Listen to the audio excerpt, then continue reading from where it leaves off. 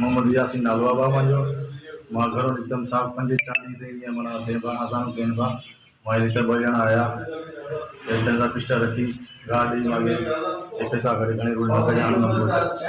मां चुप करे खणी विया पैसा 2,35,000 ऐं मंडी में ॾियणा हुया, वापारियुनि जा पैसा हुया सब्जी।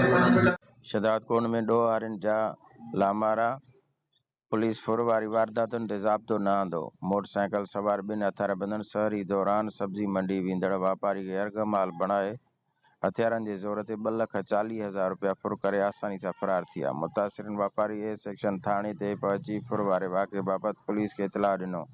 मुतासिर वापारी यासीन कंबो पुलिस खे ॿुधायो त मां सुबुह जो सवेर सब्जी मंडी ॾांहुं वञी रहियो हुयुसि त न्यू कंबो पाड़े वटि मोटरसाइकिल सवारनि हथियारबंदनि यरगमाल बणाए 2 लख रुपया रोक रक़म फुर करे फरार थिया। ओॾां वाक़े ख़िलाफ़ सब्जी मंडी जे वापारियुनि एहतिजाजी मुज़ाहिरो पिणु कयो, जिते मुज़ाहिरीन यासीन कंबो, ग़ुलाम शबीर कंबो ऐं ॿियनि चयो त शहर में वधंदड़ बदआमनी कारोबार माण्हुनि खे परेशान करे छॾियो आहे।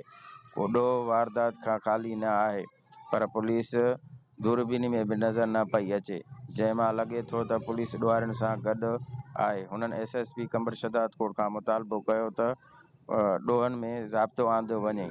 गुलज़ार अहमद चांडियो, कोशिश डिजिटल, शहदादकोट।